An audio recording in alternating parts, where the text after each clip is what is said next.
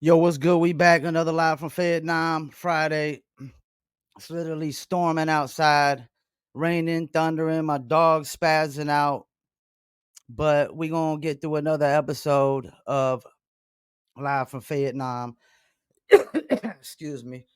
Ooh, couldn't get my sound effects to play for some reason. I can't get the music to play, sound effects to play. Um, I don't know how that's gonna go when I gotta do music reviews on Saturdays. So I couldn't get none of the intro music to play. Trying to play it right now, it is not playing. Luckily, I'm able to play the intros and the outro for the show. So we got a guest coming on in a little while, probably 7:10, 7:15.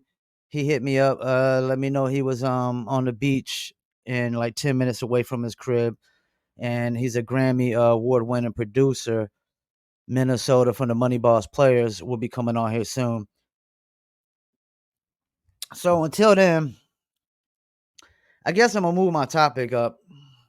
There was a basically a topic about Lord Jamar saying that breakdancing isn't part of hip hop. I mean, that one's new to me. I always was under the impression it was breaking, MCing, DJing, graffiti, and then I guess you could throw in fashion as well. But yeah, if we're gonna keep taking elements out of hip hop, we're just gonna like remove elements out of hip hop.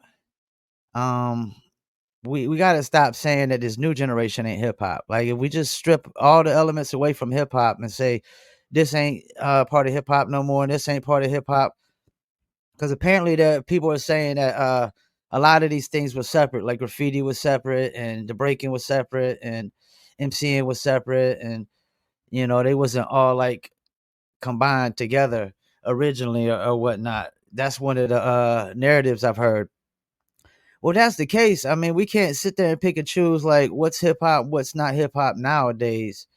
When a lot of people be like, well, a lot of this modern day rap music is not hip hop. They call it rap. They don't call it hip hop because they said there's no breaking and MCing and DJing and graffiti involved in this modern day rap. So it's like we got to make our minds up, man. And I almost think like Lord Jamar saying this, like that breakdancing isn't part of hip hop. I almost think this kind of goes um along with the him saying like Puerto Ricans weren't part of hip hop from the start or whatnot.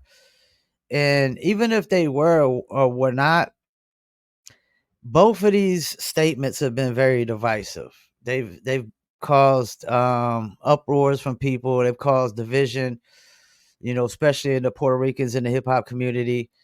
Um, I think a DJ came out and was freaking out about Lord Jamar saying that breakdancing is not part of hip hop. So yeah, I don't know, man. I mean, I'm not the know all be all of hip hop, but I was always under the impression that it was. And I guess, and maybe now it almost feels like after what happened at the Olympics, it's like Lord Jamar's like, nah, we ain't, that shit ain't part of hip hop just because of the way they did the Olympics. I know some people are in the uproar about breakdancing in the Olympics because of that Australian so-called breakdancer they had. But I don't know, man. I think Lil Jamar has been very divisive lately. I think artists and people from that era, they need to kind of like stick together and support each other more. I don't think you need to possibly make statements like this that could cause division and whatnot. I think it's just better to just let these things just be sometimes. Like everything doesn't have to be shouted to the rooftops. Some things you could just keep to yourself, you know what I'm saying? Especially if it's gonna have the cause and effect that it definitely has had. Cause I know Lord Jamar said the thing about Puerto Ricans in hip hop, like people went batshit crazy. excuse me, they're probably gonna go batshit crazy over this one as well. Um, I mean, yeah, I don't know what to say about this one. I don't know what to say. I know when we bring on Minnesota, I'm gonna definitely ask him what is his take and his opinion. What's he feel about breakdancing being part of hip hop? Um, other big news, I guess, a lot of lawsuits. Playboy Cardi wrongful DMCA takedown lawsuit resolved. 6ix9ine slapped with international arrest warrant as legal woes grow. I mean, what's new? Cardi B defends herself after calling Atlanta Records correctional facility. Oh, yeah. I mean, like, I mean, I don't even got to know the details to probably know what she's going on that. I mean, labels have kind of imprisoned artists into being stuck under their label and whatnot, where they can't release new music, things of that nature. Labels definitely put you in contracts that sometimes are like hard to recoup and get the money back on. So, yeah, man. I mean, when you sign to a major label, I mean, what do you expect? It's like let's think about this. Like signing to a major label is like you trying to sign you pretty much signing your business totally over to the major label. Why is that? Cuz when most artists sign to a major label, they don't put none of their own money up. That's the thing. In a typical business, I mean, you could go get a loan and things of that nature from like a bank or whatnot to start a business, but they just get paid back off the loan. They don't like make actual percentages of your sales. So when you sign to a major label, it's like a loan that you also have to pay back plus interest, and they also pretty much getting a percentage of your sales, at least your streams and a lot of your endorsements and things of that nature. Now they got the 360 deals where they can get money off of every little aspect, you know. So I mean, I don't need to know the details of what Cardi B says. They're like a correctional facility. Yeah, yeah. Labels. I mean, their contracts kind of designed to imprison you into owing them forever, not recouping. Sometimes they only put so much in like back in the days they'd only make so many copies so you can only recoup so much money. Little baby mugshot sends fans in a frenzy mess. Yeah, I actually commented on this on Instagram and said he didn't look too happy, and he didn't, and I got a lot of likes for that. But I mean, I don't wish nothing bad on nobody, but like rappers, man. I mean, I hate to say it, man. Like y'all be out here still trying to like do this hot boy shit, man, when you shouldn't really need to do this hot boy shit anymore. But you can't tell nobody what to do. People gonna do what they want to do. Big Sean trolls Drake, explains emotional IG live amid Better Me Than You album release. Scarlett accuses bank of racial profiling, threatens to sue. I mean, that's a tough one to prove. T.I. crowns Lotto 2024 Trapper of the Year at Trap Music Museum ceremony. Okay. LL backs Joe Budden after Young Miami mocked Pump It Up gold plaque. You know what? Um, I talked about this, but I don't want to. I mean, I ain't mocking him. I was just shocked. I was just shocked that Joe Budden's literally like didn't go gold until recently. I was totally shocked at that. I was totally shocked and surprised. As big as I thought that song was back then as a single, it wasn't really impacting apparently like we thought. Cause when you think about it, the only reason it went gold is because of streaming nowadays. If there wasn't no streaming, this song would have never went gold, man. That's what people fail to realize. So it didn't really have the impact that I think people thought it would have back then, or thought it did have back then. Excuse me. I thought it was bigger. It was played on a lot of radio play, a lot of club play. Um, but then I thought about it. Did I ever go and listen to that Joe Budden's first album? Nope. I couldn't even tell you the title of it. I didn't listen to it. I couldn't tell you the title of it. Then I thought, have I ever listened to a Joe Budden's full album? Nope. Nope. Joe Budden's has never made me want to run and have to go check out an album. I mean, I don't know why, but that's just how it is, man. It's just how it is. We should have Minnesota for the Money Boss Players coming on here soon. He said about 10 after, 15 after. He will pop up pretty much. Uh Chris Porterfield said, I think Lil Jamar wants hip hop to be a black only genre and culture. I do agree. It very divisive. I mean, you're probably right on that. I don't there could be a lot of truth to that. Um but this is the thing. Hip hop wouldn't be as successful as it is without white fan base also as well, and Asian fan base and Hispanic fan base. And think of like somebody like Wu-Tang, man. I mean, Wu-Tang is big in Japan, China, overseas like crazy. I mean, I'm just sorry. Like a lot of the top superstars in hip hop sold a lot of records to a lot of white people as well, or got a lot of white people streaming. J. Cole has tremendously large amount of white fan base. Kendrick, tremendously large amount of white fan base. Pretty sure Drake does as well. You know, like,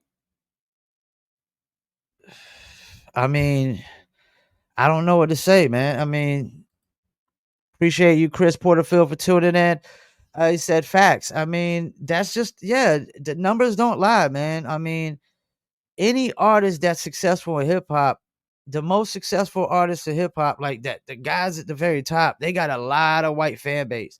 That's like somebody posted earlier about like Eminem. Yeah, he sold music to a lot of white people, and so did so did 50 Cent. And so did 50 Cent when he went diamond. And so did Nelly when he went diamond. And so did Snoop Dogg and Dr. Dre. All these big top selling albums, they all, so Lil Wayne got ton of white fan base. Lil Wayne got ton of white fan base. Like, you can't like expect like a ton of white people to consume your music, but then say like y'all can't like actually make the music though. That's really that's kind of like hypocritical in my and when I think about it, like, I mean, I think about the artists that got me into hip hop. Heavy D and the Boys. Why did Heavy D and the Boys get me into hip hop? Because Heavy D and the Boys was playing on a pop station. He was playing on a top 40 pop station. And I was listening to rock at the time. I was listening to Motley Crue and Def Leppard and Guns N' Roses and all those bands back then. And then I hear Heavy D and the Boys on a top 40 pop station, and it was different than anything I was hearing on a top 40 pop station. It was different than all the rock. It was different than any of the hip hop I heard before. And I was like, yo, this is the shit. It was that we got our own thing. Heavy D and the Boys, we got our own thing. That won me over. That's when I realized I had to start going out there and giving a lot more hip hop a chance. Because when when you live in Panama for like a few years as a little kid, you're deprived of hip hop. You were deprived of hip hop in Panama. You're deprived of pretty much all of American culture, music, and most movies except for Freddy, Nightmare on Elm Street. Like that was the very first movie I ever seen. Uh said Chris said, I noticed that most rude and bitter fans are disrespecting the other racial ethnic groups for liking hip hop. Um that I mean that's crazy. Like how is it like, cats want to tour, make a lot of money and sell a lot of records and get a lot of streams, but you don't want nobody but one race to listen to the music? I mean, that's not a really a recipe for success in the entertainment business. Like even like a lot of these independent black movies on Tubi, man. I mean, I guarantee there's a lot of white people going to check them out as well too. I guarantee there's a lot of white people going to check them out as well too. Heavy D was super dope. Heavy D was an entertainer. Definitely the kind of cat to get me into hip hop. I didn't know nothing about no. We didn't like. That's the thing. At this point, I wasn't like in the streets, hanging in the streets. None of that. You talking about elementary time, man? I mean, like just come back from Panama, military brat. I don't know nothing about the streets. I ain't know nothing about no gangster rappers, and there weren't even really no thug rappers like that too much. Just gangster rappers. All right, so waiting on should be on soon, hopefully. Minnesota for Money Boss Players. Okay.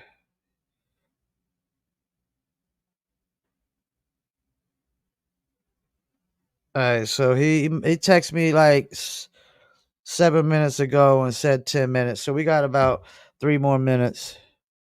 We got Jakey G on YouTube. Appreciate you. Said I emailed you a song. Okay, I'm doing music reviews tomorrow. As long as the music actually plays. For some reason, I couldn't get the background music to play earlier when I started a 5 minute countdown. So I got it. When I get off here, I'm gonna have to probably reset my computer, reset my StreamYard, see why the background music wouldn't play, so I could do the music reviews. I'm doing music reviews tomorrow at 1 p.m. Eastern time. 1 p.m. Eastern time. I'm trying to find a perfect time to go on. So you got the people in the UK and France and Africa that be submitting music.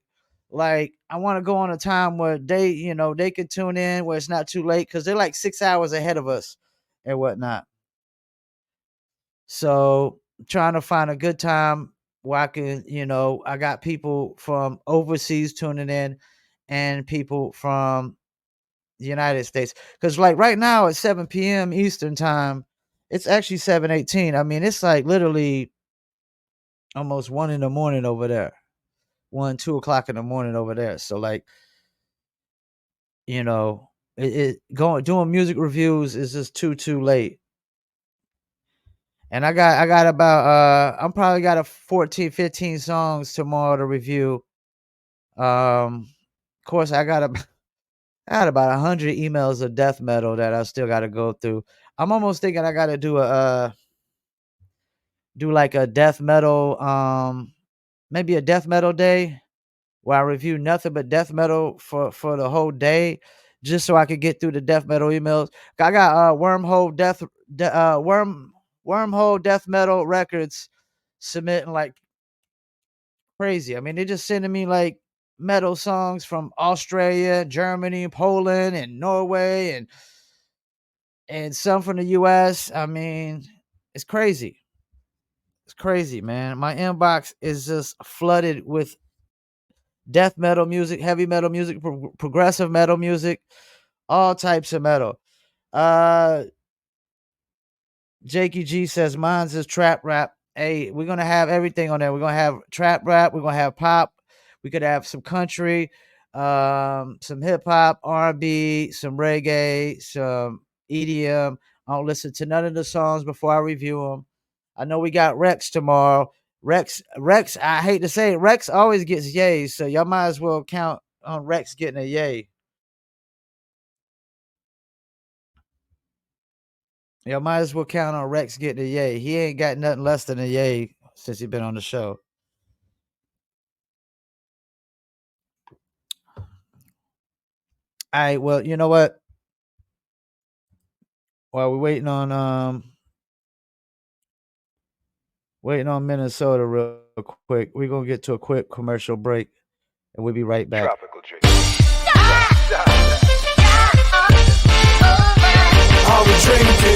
Me and my team, whenever we link up, they gonna be drink up. We sit down and relax and have few glasses when there's things to think about. Like I'm nice with the boss when I tend to the bars and I'm not talking drink ups. So tell the bartender that's tending the bar to please pass me a big cup up. And tell that waitress that's waiting on us to put a little ice in it. Now watch the ice become weightless like the spaceships that I be sitting in. No wait and listen, no, they're waiting for that tropical twist that'll take a taste buds. Now taste some. Yo, I insist it's the Drizzle.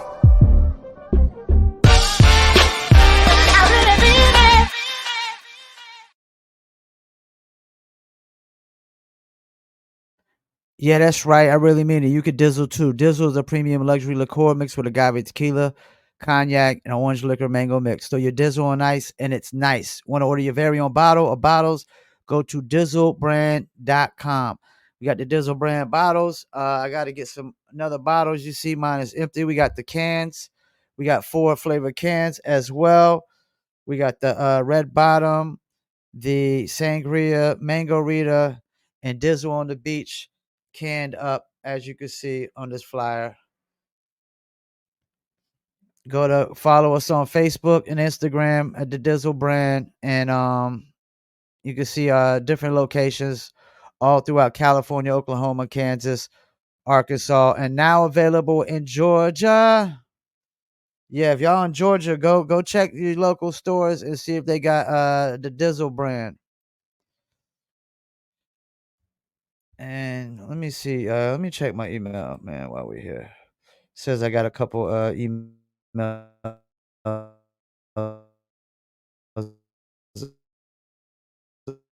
song submissions. Make sure.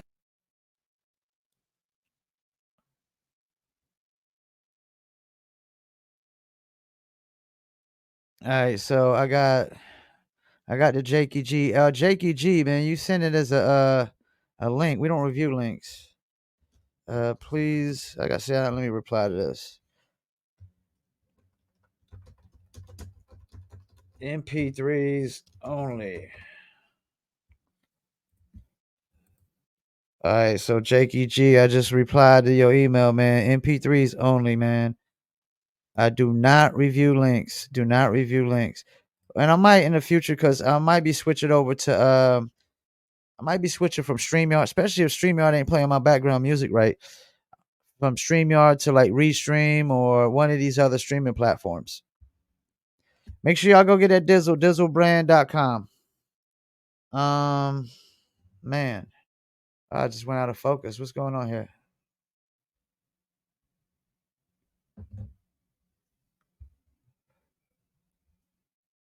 Let's see what's up with Minnesota, man.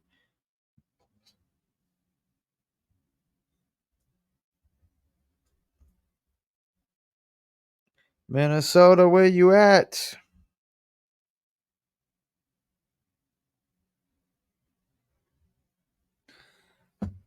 Come on, man. It's part of the game, man. Like interviewers sometimes are late, not on time.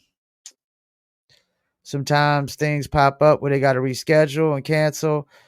One time, Smooth Hustle was going to interview him, and somebody reared in his car right before the interview, so we had to reschedule that. And ended up knocking that out. Had to reschedule actually a few interviews before. It's part of the game. It's the name of the game. Go check out that Pace One interview we just had recently. Really dope interview. Talks about Eminem, like when he first met Eminem, and basically Eminem jumping off stage and punching somebody in the face one time because they were heckling him while he was on stage performing at San Francisco, I think he said. Let me text him, see how we looking.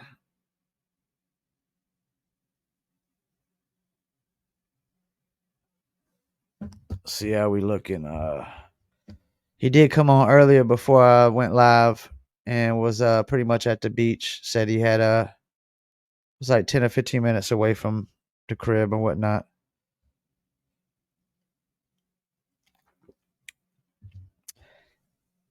But yeah, Lord Jamar, man. How about like don't say things sometimes that are super divisive for the hip hop community when like hip hop's already having trouble getting shows in the American market. You're not getting no radio play. You're not getting a lot of streams.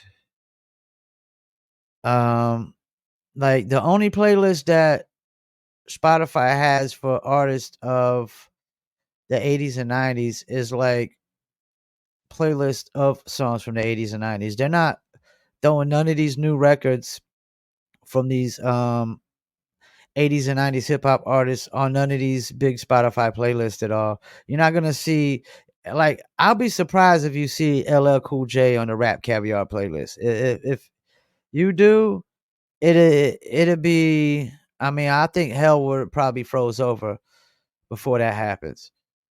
You know, because normally they only got trap and drill artists on there. I mean, you had Eminem, but Eminem, I mean, Eminem's the streams that Eminem is getting is crazy ridiculous. It's crazy ridiculous. The attention he getting is crazy ridiculous. I got over almost 400,000 views on a post about a discussion on Eminem on Reddit. I mean, like Eminem gets crazy, crazy traction, crazy, crazy views. Um, he ain't hit me back yet, so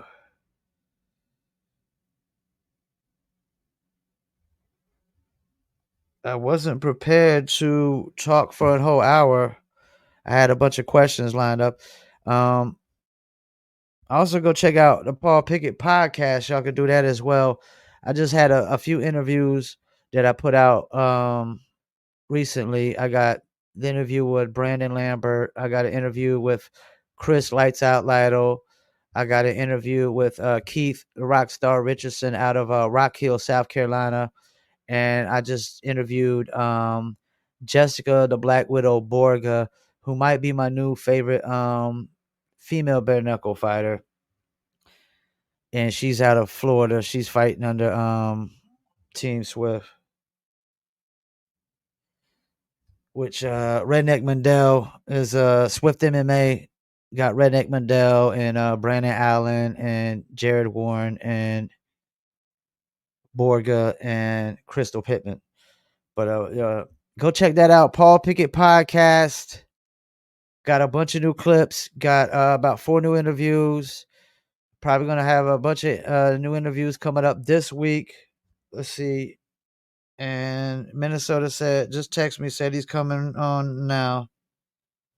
We're probably gonna go over the hour mark tonight for sure. I got a bunch of questions. Let's see what.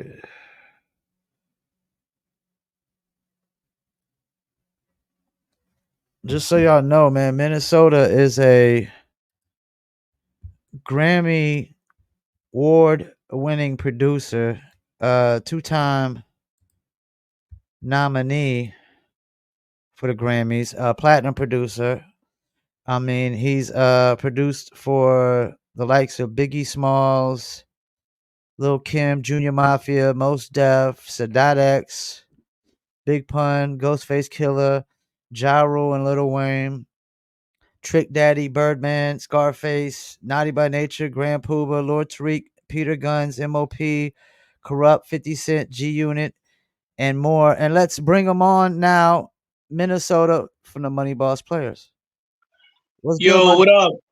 What it is, home team? Chilling, chilling. Yeah, I was just going through your resume, man. You got a lot of production credits here, man. Hey, thank you, thank you, So comrade.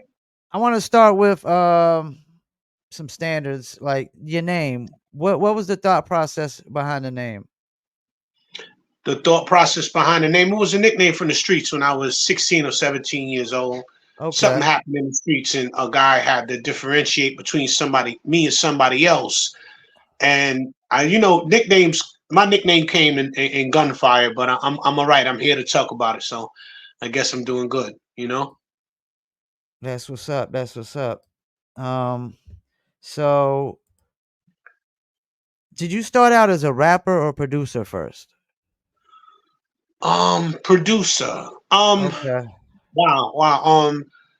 Producer. I'll say producer, but growing up in the Bronx when it started, um I would say my first love was just the music aspect and the breaks that they would play in the parks and stuff like that. Mhm.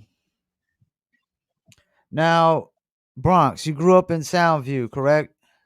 No. I'm originally from 169th and Boston Road, Oh, okay. which was by CX 63, and that's in the early '70s. This is 1970 when Grandmaster Flash he didn't start playing over there till 75, 76. There's a misnomer about hip hop starting in 72. Boldface lie. Nothing was going on in 75, 76. But I'm from 169th from Boston Road, 1254 Franklin. Then from there, I moved to 183rd Street, where I first really experienced hip hop. And then after 183rd Street, I moved to Soundview in 1978, where I got to experience like Bambaataa, Red Alert, Jazzy J, Disco King Mario, that everybody likes to just forget. But Disco King Mario, DJ Lightning Lance, Cool Clyde, that was hip hop in the '70s as a pick me. Now, Money Boss Players, how did that form out? Well, it was our. Oh man, I don't like to tell stories that appear to be a little negative, but that was our in the crack era. That was our little crew in the projects. Okay. So then you have my cousins over on Webster and his right hand man on the concourse, and we just put it all together because first it wasn't Money Boss Players. It was a crew called Four Better, which was me, DJ Triple C, Lord Tariq, and Baby J. So Baby J is Speaker Knocker's father. That was our first attempt. This is when um I got influenced to get in the music game from a group out of New York called Mob Style. I wasn't thinking about music because actually at that time in '90 music was corny. It was some rappers was corny. You know what I mean? So from there, from the Four Better crew, it went to me and Tariq, which was Larceny Inc. And that's if you look at the unsigned hype, it's Larceny Inc. But by that time, we had formed a crew with us that was nice out of Soundview, Webster, and the Grand Concourse, and we just called ourselves Money Boss Players. We struggled with a name for a long time. We couldn't figure it out. And the Money Boss Players was our 80s crack dealer crew, which was the Orange Top crew back in front of 1689 in the projects in Soundview. So we going all crazy trying to find a rap name, and we was like, yo, let's just use our street name. So that's how Money Boss Players came about. Now, I was going through some of your credits. There was one early in the game from a group out of my state, North Carolina, Yag Fu Front. Yo, Like, how did that that come was, about? you know, okay, I gotta go into when I was in the street. When I was in the street, my partner, his name was Oye Negro, Oye Black. His cousins were the dancers for Brand Nubian. So they took me up into the record labels, and I would just be chilling up in the record labels with them. So at the time at Mercury Records, the A&R was Kenyatta Bell. And Kenyatta Bell, I haven't seen Kenyatta in years. We got real tight, but Kenyatta was the A&R for Yag Fu Front and Gemini the Gifted One. So my actual first placement in the game was Yag Fu Front, and it was like a outro on their album. That was the Yeah. first one, but the second one, the one that got me recognition, like it's a new producer, was Gemini the Gifted One. So with Brooklyn Kids, so that was the one that kind of got me to get with everyone else, you know. That was crazy because I was like, yo, they from Raleigh, North Carolina, right up the street from us. And that was one of your very first production credits. Now, what was some of Ever, the things yeah, what was some of the things y'all were doing back then to get noticed and get exposure? you had to go to Manhattan. The Okay. money don't come to you; you got to go to it, you know. And this is like before mixtapes and stuff like that, you know. So we would go to Manhattan, and when I started working with Tariq was getting notoriety because one mixtape led him to another. The first mixtape he was on was a DJ Triple C, and then from DJ Triple C, you know, once he got on Doo-Op's tapes, that was it. You know what I'm saying? So you know, we gained our notoriety. I want to say Tariq was the first mixtape rapper. So that was kind of like what propelled us and propelled the name, and that was that, you know. So Lord Tariq was like one the first mixtape rapper? I wanna go on record to say I want to say yeah, because I think we did Buck Wild first. Remember when Buck Wild was DJing, more into Yeah. DJing and production. So yeah, I want to say he may have been one of the early, yeah, one of the first mixtape rappers, yeah. So a good friend of my of the show, he had a question he wanted to ask you that I had in here. Like what was the vibe and the energy like going into helping Sadat X release his first solo album? Yo, look, right, Sadat gotta be just a cool individual, laid back, cool, playful. He's super cool. He's down to record. He's always down to work. Sadat is just cool. You know what I'm saying? Like if I'm talking about meeting a person, you'll see Sadat at a basketball game. You Sadat is just gonna be wherever, with whatever, no security. He's never been the kind of guy, even when they were at peak. Like, you know, rarely do you get people that don't let fame extort their Yeah. extort their mind.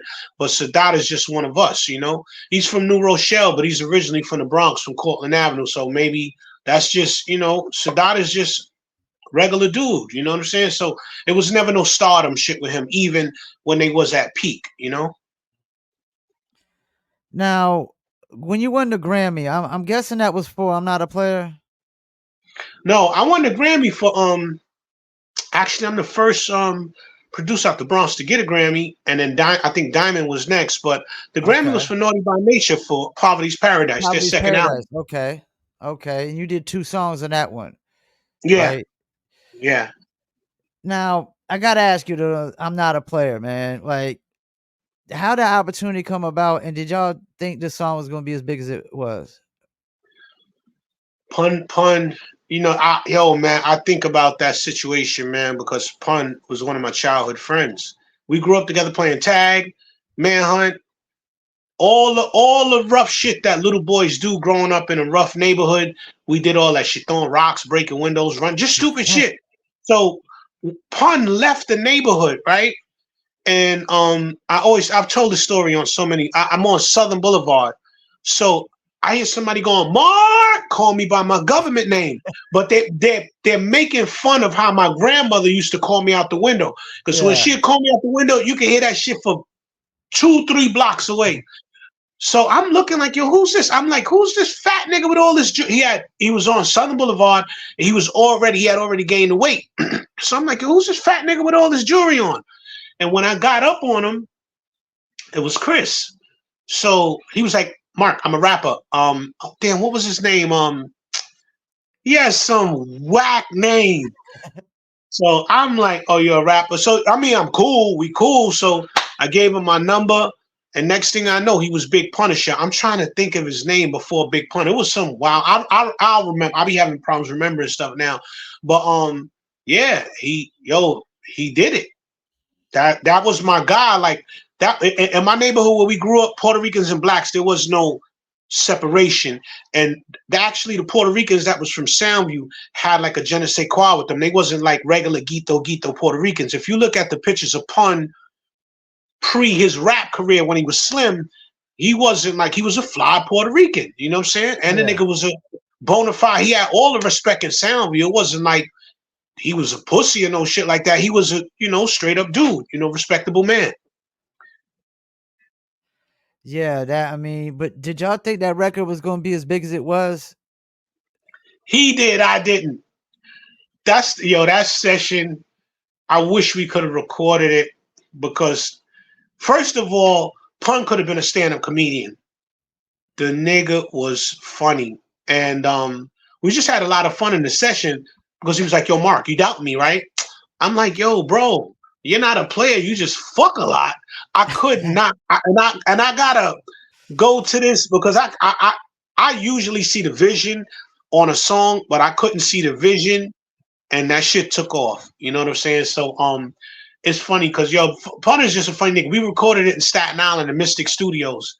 You know what I'm saying? But nah, man, I miss him as a person. He was a funny dude, man. You know what I'm saying? But we didn't argue. I'm like, yo, put SWV on the record. He was like, no, it's my record. I'm not putting SWV on. Because I had did that record because I wanted to get the SWV so bad because they were singing over those hip hop Yeah. / R&B joints, and I just heard SWV on it. You know what I'm saying? And one of my friends, God bless his soul, from Clay Avenue, was like, "Yo, I know Coco. I grew up with her. We went to Jane Addams, one of the high schools in the Bronx or whatever." But I was hell bent on getting that record to SWV. And when Pun got his deal, I was like, "Yo, this is gonna be crazy. Put SWV on it." He was like, "No, Mark, I'm not putting this. My record. I'm not putting SWV on it. Fuck out of here." You know what I'm saying? So, that's one record that I didn't see the vision. He did what he needed to do. Now, you did the theme music for HBO's Deaf Poetry Jam. What was that like for you? Man, shout outs to Stan Lathan and Yasin Bey, Mos Def, formerly known as Mos Def. Those are my guys. You know what I mean? Everything, a lot of money, good relationships, and we're still cool. Me and Mo speak from time to time now. We're really cool, but a publishing company kind of strained our deal because I was on Def Poetry for 5 seasons, and this publishing company did some sneaky shit behind my back, and it made me look a little weird. And I don't do no industry shit, man. If I'm with you, I'm with you. I'm not. Industry could be weird, and we know why now these days. But this publishing company, they gave me a bunch of money, and they went and sued Mos and Stan while I'm working with them. I was wondering why they gave me all the money. So Mos and Stan called me on the 3, were like, "Minnie, you're suing us?" I'm like, "What the fuck are you talking about?" They was like, "Yo, we just got the papers." So now I call the publishing company and I flipped on them, Frank, at Royalty Net, right? I go crazy. "Yo, motherfucker, blah, blah, blah." I'm like, "How are you suing my boss? These are my guys." But by that time, I looked at like a liability. But I did 4 seasons, and my man Preservation did the 5th season because of that.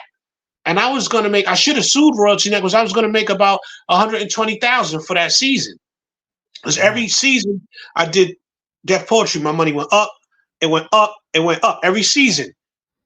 First season 35, next 50, it just went up, up, up. I'm getting a check for DJing, and I'm getting a check for providing sample-free music. Because when the poets would come on and off stage, that was all my music. Now, didn't you end up producing some stuff on the Dave Chappelle show as well? Yeah, that's my guy. Yeah, I did.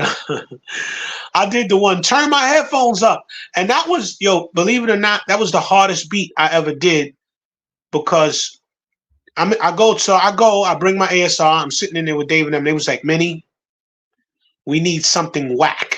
We need your wackest beat." And it fucked me up because I'm like, "You need a whack? I don't do whack shit." And they was like, "Yo, we need the wackest beat you could come up with." So I said, "Oh shit, I did it." I did it. You know, that was my and people say they like the beat. They was like, it's fire. I was like, yo, that was hard. It was hard to do that beat because it was hard to be whack. You know what I'm saying? So yeah, I worked with Dave a few times. I did the intro music to a few of his stand up shows after that. And Dave is my guy. I just haven't seen him in a minute, but that's my guy. Now, you recently opened up for Diamond D at the Sony Music Hall. What was that vibe like there? Well, you know, wow, man, it was crazy because it was 1,000 people there, and the crowd was industry comrades. So for me now to be rhyming, it's never something that I wanted to do. I was always the ghost pen for someone Okay. else. So to be rhyming, I remember when we did that poetry one time, Most threw me the alley oop and didn't tell me he was gonna do it. And I froze in front of like everybody in the industry. And he did it because we did a song together called Grown Man Business on New Danger. Now I don't care. You know what I'm saying? Like I know that this is my life. This is how I get my money. So I'll do the MC thing now. I'll say a rhyme in front of Oprah Winfrey. I don't give a shit, you know? Now, did you produce anything off the Lord Tariq and Peter Guns album, No, Rain Out, Make It Rain album? not on the album, man. Not on the album. Nah. What was that like around that album time when that dropped? Because that single was really, really huge. Success and quickness, success and speed. You know, I can't blame Tariq. They were running around. I wanted to be more hands on with the album and give them direction. But when fame calls and it moves, you know, it moves. So, you know, I think at that time, you know, success kind of played a lot in people's personas at that time. Peter Guns was fighting for us to be on the album, the Money Boss Players, and I don't know, you know, it was just a different time. You know, I don't got nothing bad to say about Tariq, but maybe I was moving around too connected to certain street people at that time, and then would have clashed maybe with the people he had around him. But yeah, it was a trying time. You know what I'm saying? Because we were young, and it was a lot of success. You regular now, you're a star overnight, and when you Yeah. get to that level, you think, yo, I'm gonna stay a star. Nah, they like you Monday and Wednesday. We don't give a fuck about you. But when I did finally catch up to him, they were shooting the Deja Vu video in Shea Stadium. And me, I'm gonna be me. I don't give a fuck if you famous or not. I say, yo, bro. I said, this is the time. The record been out rocking. Before the record goes down, I said, I said, I know y'all got sued, Steely Dan merch y'all. But I said, if you Yeah. put the Money Boss Players on the Deja Vu remix with the Gun Runners and we all take 4 bars, I said the record's gonna live another 2 years. He said, nah, I can't do it. So, you know, that at that time was just like, it was fame, it was youth, it was everybody has the thing that they want to do. So I'm not gonna say it was a trying time, but you know, as we can see now, fame will come through, fuck the shit out of you and leave. You know what I'm saying? Fame is a prostitute. Fame ain't sticking around for nobody. And my thing is like, I understand art, but as a person who hustled and as a business thinker, I knew what could have kept us going. But in a sense now, you know, I'm glad everything has gone the way that it's going. You know what I'm saying? So we cool. I speak to Tariq. Peter Guns, my man, 100 grand all the time. We chop it up. You know what I'm saying? So I speak to Peter more than Tariq. But you know, everything is cool. Everybody's in good places in their life now, and we speak. You know, Yeah, even though the album did well, it just seemed like it wasn't received well at the end of the day. And I don't remember a second single either. We Will Ball was the second single. Oh, see, yeah, and that just I don't know. I can't think of what that sounds like off the top of the head right now. They caught problems in the label. You know, within the label system, when they put out We Will Ball, they put it out. It was due to do what it needed to do, but then it got pulled because they put an A&R, Tracy Waples, on the song for 4 bars. And labels is weird, man. Labels are weird. And you know, they caught beef with internally in the label. So, you know, I think they were blackballed because the album was a decent album. And after Deja Vu, any single that they pushed would have kept them as an extreme force up in that label at that time. Because Peter Guns Peter Guns plays like 12 instruments. Like Peter Guns is really Prince reincarnated, but he got caught up. The Bronx turned him to Peter Guns. But before Peter Guns, he was Peter Lover. And Peter's, when I say I respect his talent, that he's a nigga that knows music, the streets took him down the Peter Guns route, but he's really Pete Lover. Like, he's really a real musician. Like, I'll sing, I'll play. Like, he's dope. He's a dope guitarist. He's a drummer. Like, Peter's a real musician that just got caught up in some rap shit. It took him away from what he really is. Was y'all ever fucking with Shaq since Peter Guns had that connection with Shaq? With Shaq pretty much bringing him out? I love Shaq, man. I love Shaq. Everybody loves Shaq. I haven't seen him in forever, man. His hospitality was incredible. We went down there. When we went down there, he lost a dog because his house in Orlando, Florida, was on a lake, and the alligators ate one of his dogs. Know what I'm saying? Damn. Yeah. But Shaq is a superb person. You know, I haven't seen Shaq in like 10 years, but Shaq is cool. When he sees me, he's gonna make Minnesota. Yo, what's up, Benny? What you doing? What you into? You staying out of trouble? You know what I'm saying? But Shaq is my guy.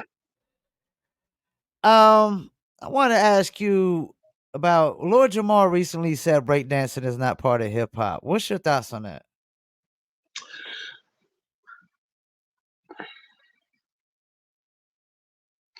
Breakdancing is one of the elements, right? But when you're not from the Bronx, and this is not, I love Lord Jamar. He was the only Brand Nubian member that I didn't meet.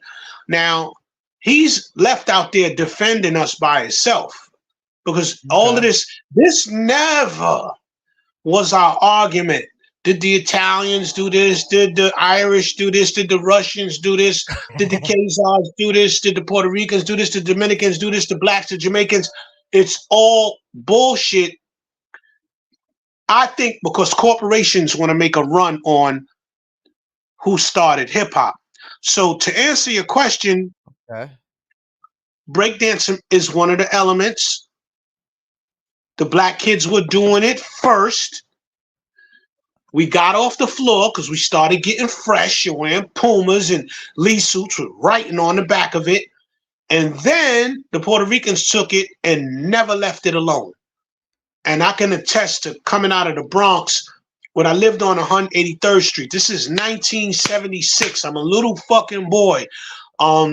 There was a crew called LTD Incorporated, Latin Dancers Incorporated, and them niggas was nice. They was tearing Grove Street up, Prospect, Crotona, 183rd. That's the Twin Parks, the first Twin Parks development. They was getting to it. But at that time, before them, the black kids were doing it. And we just left it. Like, you got to think, this is a children's dance movement. 4, 5, 6, 7, 8, 9, 10, 11, 12, 13, 14 years old. Those are breakdancers in that time. Children. You know, you could go outside. There was no such thing as kidnapping children. So you go outside by yourself at 4 or 5 years old with your 8-year-old friend who's designated to watch you through the whole day. You know what I'm saying? So in essence, it is one of the elements because it was the dance that went to a record called Apache. People would, like, the first break I ever heard was Gangsta Boogie by the Chicago Gangsters. And then after that, Apache by the Bongo Rock Band. It was one day I come downstairs, it's on. And when Apache came on, all my friends hit the floor and they start spinning and shit. So I start getting on the floor and just getting dirty with them. So I would say this. Breakdancing was a part of the culture because it was a dance that went to the music when this record Apache came on. It's just begun. by Jimmy Castor, Frisco Disco, Apache. It was like a few records that when it came on, that meant go off. The get down part, you know. Now, like, do you think these arguments, like Lord Jamar, he brought up the thing where he went at Karis one about, Puerto Ricans and Latins and hip hop and whatnot. You think people are bringing this up to just try to be divisive and try to divide? Well, the way I see it, the corporation wants to sink their teeth into rap 100 years from now. What do you say, corporation? Like, who do you mean specifically? Well, look, right? Rap made its way to the Olympics, right? Yeah. This is a global sport, and that breakdancing in the Olympics. They could have had me. I'm out of shape. They could have got me up there to fucking join in the competition with what them people was up there doing. But rap went to the Olympics, right? Rap, it can't be attached to black folks.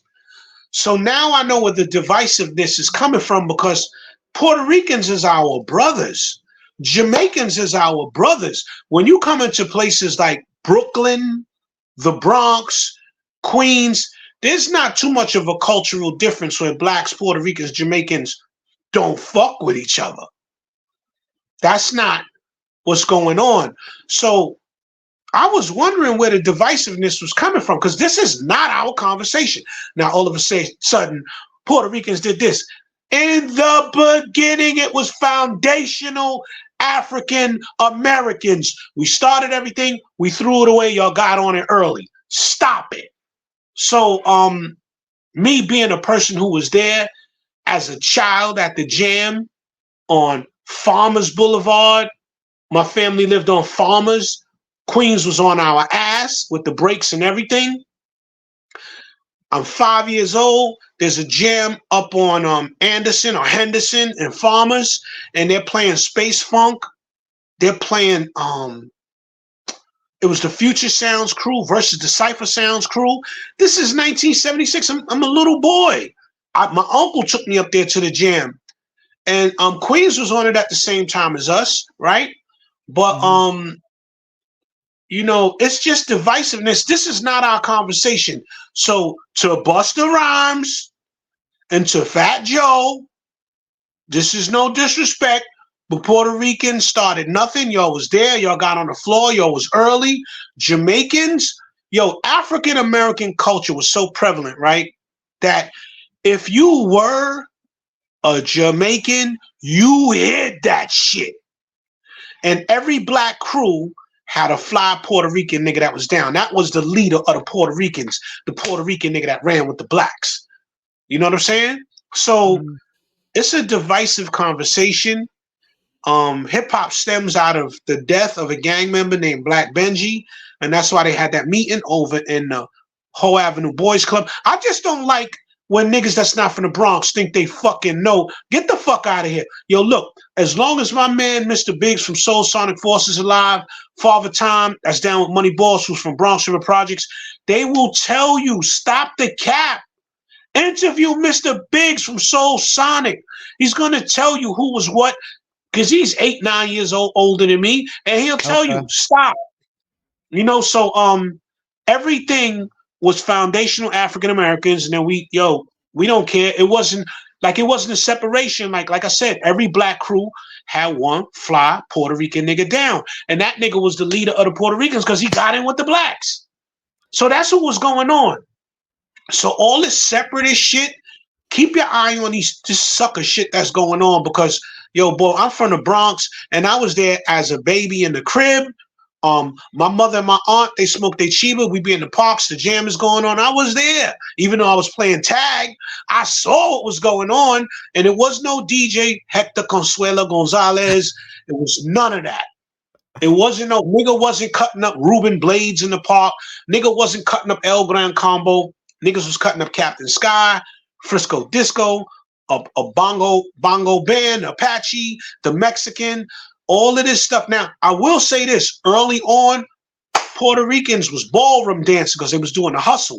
They went from the hustle To the younger ones, the older ones were still ballroom dancing, but the younger ones went directly into the hip hop, and they took our shit and ran with it. So yes, it's an element. And I'm sorry for the long, dragged out Nah, thing, it's but cool. I'm passionate about it now as an older man because I see that somebody else wants to make a play and they're trying to separate us and slide it in like Puerto Ricans and blacks is some separate entity, and that's not how it got down. If anybody was separate in the early stages, it was Jamaicans.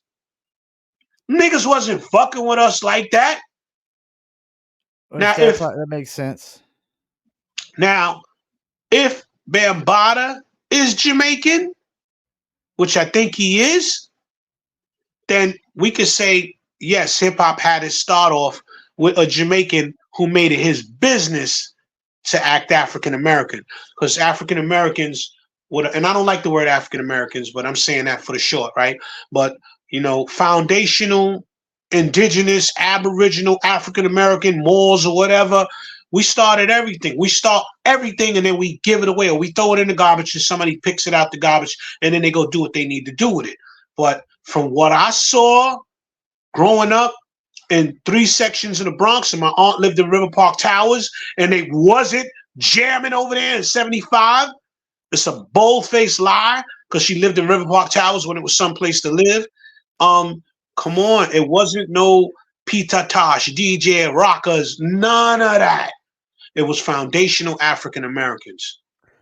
Well, this question wasn't on my list, but a friend of mine was tuning in earlier, and he introduced me to this guy, DJ Hollywood. Do you know anything about him? Like being, they say he was the first DJ to, I guess, rap over the turntables. Well, look, right. I don't want to take nothing away from the Bronx, but it's between DJ Hollywood and Busy B. Foundational African Americans. See, Hollywood, what I didn't know, I got on to Hollywood in 84 when he was rocking the rooftop with Brucey B. But unbeknownst to me, he was the mic guy in the 70s in Harlem World. So I'm not going to speak on nothing that I wasn't at, but I had a conversation with Hollywood, right? And all right, we know that her starting hip hop is cap. That's number one. So me and him are sitting at the table, and I was like, Wood, man, this nigga Herc running around saying he the father of hip hop because of Bam's troubles, right? And he was like, if he was the founder, he said Hollywood said if he was the founder of hip hop, that would mean he's my father. That nigga ain't my father. So I bust out laughing. So it's between the first MC being DJ Hollywood out of Harlem and Busy B. So that's something that I can't talk to where I wasn't at. You know what I'm saying? I did see it happen in front of me, 75, 76, because before then, all that shit is a lie. My nigga, all I saw as a baby in the Bronx was some tough looking niggas with the sleeves cut off on a jacket and writing. You saw the movie The Warriors? Yeah. Classic. Bro, The Bronx, The Warriors, The Wanderers, those two classics. You wasn't bringing no music outside. Them niggas was going to take your shit. The Bronx was always gangster, always tough. Your only rules as a child was when them fucking street lights come on, have your ass upstairs, because that's when the criminals came out to play. But nah, man, it wasn't no there was no nothing so far as just don't let these people lie to you, bro. You wasn't coming outside with no music till the gangs started to die down 75, 76. You know what I'm saying? And really, it died down because them niggas got older. You got to remember, these guys are teenagers. They're fucking. They're having babies 16, 17, 18, 19. So that's when the gang culture died down and you could bring music out. You couldn't bring it. They would. You had, and then when you brought your music out in the 70s, you had to have juice. Niggas would take your DJ set, bro. Damn. A lot of niggas got robbed for their DJ set. Niggas ain't have turntables in their house. Everybody was poor. the drug game was specific to certain corners, like it was neighborhoods. Everywhere wasn't a hood. So you had to have permission to bring some music out. In the Bronx, pause the Bronx was they was gonna get you. They was gonna get you. They was gonna tear you up. So, that 72 shit is bullshit because the gangs were in full swing at that time. That's when hip hop stems out of the death of Black Benji, because Black Benji was one of the ghetto brothers. He was a peacemaker. He got killed by either one of the gangs, the Black Spades and another gang. You can look it up. It's called the 51st State, or just Okay. punching the death of Black Benji, because hip hop stems out of the death of Black Benji. And I know that he got killed over by what used to be Bronx Regional High School over there by where Pun was from, 163rd Street, where they got the Pun mural down the block. That's where Black Benji got killed at. But Damn. hip hop started from the death of Black Benji. So, everybody be talking shit about. I don't even like to separate shit. Like when you get into the South Bronx, Mm-hmm. it was more Puerto Rican and Black interaction over there than anywhere. So we overlapped each other. But when the Blacks went for the music, the Puerto Ricans went for salsa. You get what I'm saying? They Mm-hmm. went Fox Street, Kelly Street with Ray Barretto and them. Ray Barretto, Ruben Blades, Willie Colon is outside playing bongos and shit, bands outside on the street. That was their jam. So they had their own culture. You know what I'm saying? Yeah. The children my age, 4, 5, 6, 7, 8, 9 years old, were the hip hop Puerto Ricans. Because if I saw this crew, the Latin dancers off 183rd, Crotona, and Prospect, they had to be, if I'm 5, these guys is 9 years old, and they come in 10 deep to battle, LTD Incorporated, Latin dancers. So I always got to, whoever they were, and they were off my man Gabriel's block, whoever they were, and Gabriel's a Puerto Rican. That was one of my first best friends, Michael Brown and Gabriel, off 183rd Prospect in Crotona. But all this shit now, people are just talking, and you wasn't there. And those memories are just beautiful to have. You know what I'm saying? Like, just beautiful to have. Like, there's a guy from the Bronx named the Green Eyed Genie, Stan, right? Uh-huh. The first time I saw Stan was on my old block on 183rd and Prospect. There was a jam in the back in Twin Parks, and he had on the Lee suit with green Pumas. And that was like I don't know, it probably was the beginning of me getting fresh, because there was another crew called the Together Brothers, which was like 6 brothers, and then they had a crew around them.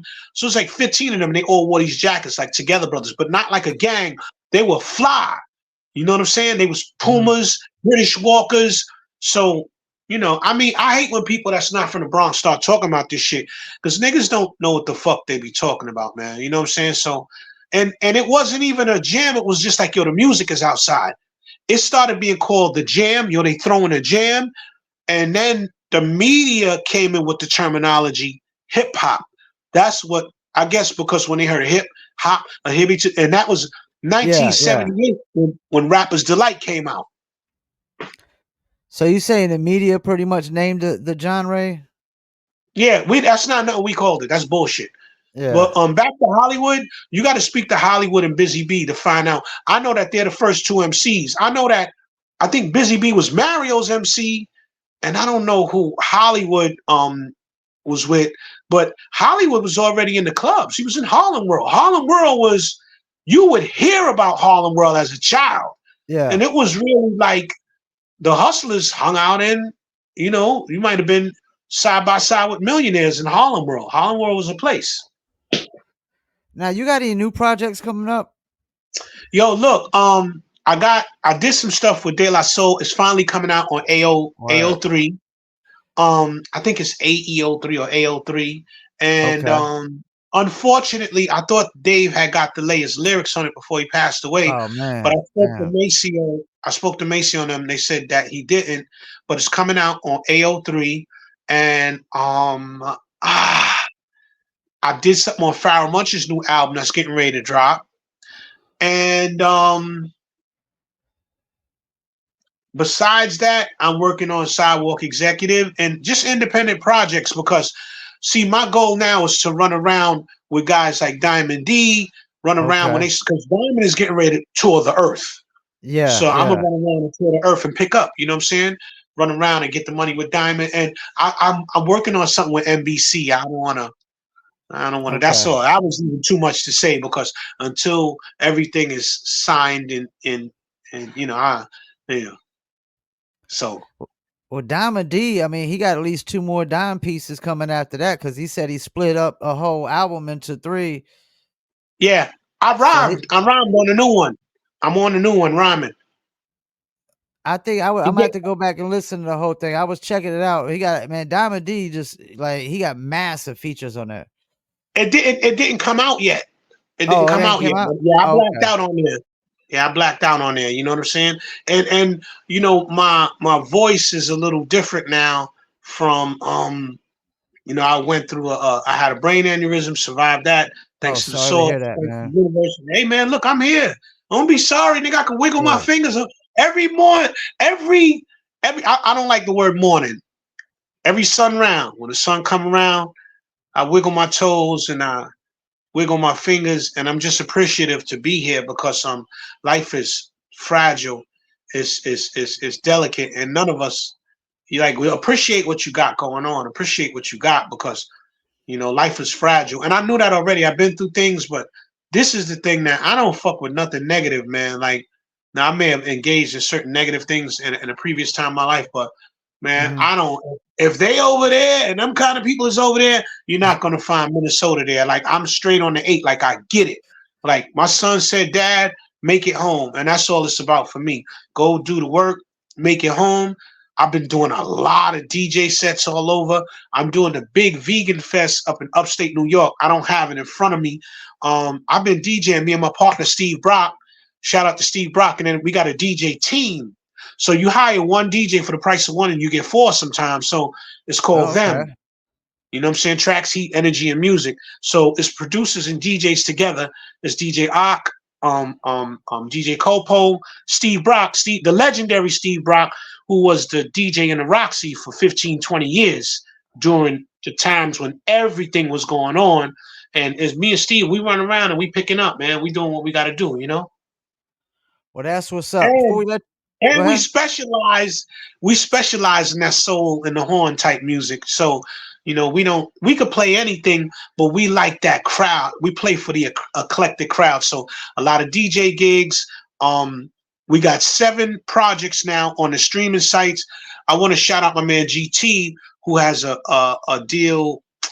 He's under Rock Nation, but GT, I did something with him and Goods. It's called Are You Sure You Want to Go to New York City?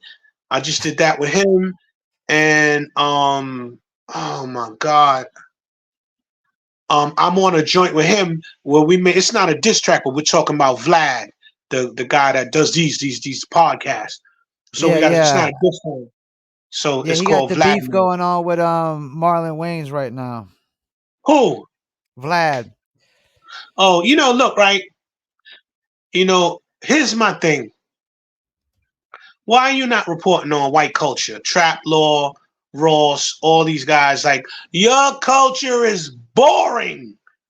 There's nothing going on in your culture, so you got to report about niggas all day, every day. And it's no disrespect, but when you concisely people are going to federal prison, like the young boy, damn, what's his name from Newark, New Jersey? That's my godmother's grandson. God damn, my brain is so fucked up. I do this sometimes. I can't remember my friend's name. He's a battle rapper. He went on Vlad and then he got picked up by the FBI. I don't remember who you're talking about Yeah, exactly. yeah. Well, it's just shit like that, man. Like, once niggas are getting served and they're using your interviews, a genuine person would stop asking people criminal questions. But your thing is like, I'm gonna stomp on you to get where I gotta go because you're stupid. So I'm gonna ask you about when you shot 4 people. And that's wrong because you haven't done it to your own and you won't do it to your own. So I don't have a beef with them, but I'm pointing that shit out. Like, fuck out of here, nigga. I got a severe criminal past, and I wouldn't go up on Vlad talking about my criminal shit. Fuck out of here. So it's not a beef, but I'm just pointing it out because it's hopefully people will hear it and get it and understand it. Like, don't answer no criminal questions up on that boy stage. But yeah, man. I think Vlad, like his interview style is another reason why he has to use people, because he can't just like hold down the show. You know what I'm saying? He can't just go on an hour long just talking about a topic and just get in front of the camera and hold things down, man. He's always hiding behind the camera. I hear most of the time he's not even in the room. He's on a TV screen. So Go to you're always go using to people for your Putnam. content when you can never get in front of the camera and be the entertainer yourself. Go to Greenwich. Go to Putnam County. Go to Scarsdale and ask the diet doctor why he killed those people. It's boring. Yeah. White people are boring. Their culture. Who gives a fuck? Niggas is in this year. Anybody want to shout out before we let you go? Much love to the Money Boss players, Sidewalk executives, and Boss Money gangsters. And yo, we got the music coming. Shout out to Farrell Munch. Shout out to my man Yasin Bey, Stan Lathan, Dave Chappelle, my man Jason Boast, Young Lord, Gangu, all the people that's digging up and finding all these artists' money all over the place. Just shout out to all the good people out there, man. Stay out of shit, don't step in it.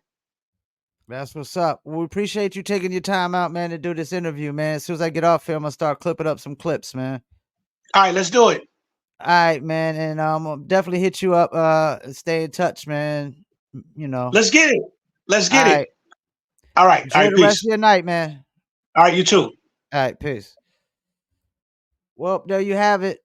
Another one in the books. Minnesota for Money Boss players. You heard all the names he shouted out. The stories he had to say about hip hop starting in the Bronx. That's probably my most in-depth interview as far as the time around when hip hop started, where it started, and whatnot. Definitely gonna get a lot of good, juicy clips about hip hop and when it started, what the scene was like. He produced for Big Pun. I'm Not a Player. I mean, even though he said he got the Grammy for Poverty's Paradise, I still feel like I'm Not a Player was really that probably peak moment, man. I mean, because that was a really, really big record for Big Pun. Rest in peace to Big Pun. Damn, I wish he was still here. He damn left way, way too early. You know, when I see those posts about, I almost thought about posting at one time when I seen a post about what's the like out of all the dead rappers, what's the number one rapper that you wish would like come back right now and just drop an album? Like, I don't even want to answer those kind of questions because it's kind of very selfish. You know what I'm saying? Like, I wish they were all here. I wish that every dead rapper was here. I wish death on nobody. I wish death on my worst enemy, and I don't even really got no enemies. I mean, there's some people that probably might think they my enemies, but like Mr. Servon said, man, if bodies ain't dropping, it ain't beef. If bodies ain't dropping, it ain't beef. So yeah, I got a lot of good clips to clip up. We talked about DJ Hollywood. Um, he answered my Lord Jamar question. Talked about the Sadat X, Wild Cowboys, Yag Fu Front, who's from Raleigh, North Carolina. Shouts out to Yag Fu Front. Need to have him back up on here. I mean, he had a really, really great career, man. I mean, produced for dozens and dozens of artists. Did the theme music for Def Poetry Jam. He produced for Dave Chappelle show. Yeah, man, really, really great career. He says he's about to start touring with Diamond D. Shouts out to Diamond D. We got nothing but love for Diamond D right here. Stunts, Blunts, and Hip Hop is one of the most classic hip hop albums of all time. And if you want to know what, you know, represents hip hop, something that just signifies hip hop, more than any other album. Stunts, Blunts, and Hip Hop is one of those albums at the top of the list, man. Hopefully I'll be doing music reviews tomorrow, 1 p.m. Eastern time. The background music didn't play earlier. Shouts out to my man Kareem Stevens tuned in, said dope interview, and he's the one that actually introduced me to Hollywood and linked me up with Hollywood. I got his number, and I actually need to try to interview Hollywood here soon. I'm probably gonna have to interview him like during the weekday, maybe pre-recorded and just upload it later and whatnot. But hopefully I get this background music playing so I could do music reviews tomorrow, 1 p.m. Eastern time. Submit to livefromfayettenam@gmail.com. I repeat, livefromfayettenam@gmail.com. Appreciate everybody tuning in on Instagram, YouTube, and Facebook. And I'm about to get off here and start clipping up some clips. Once again, thank you, Live from Fayettenam. I'm the one and only Paul Masson. Peace, and I'm out.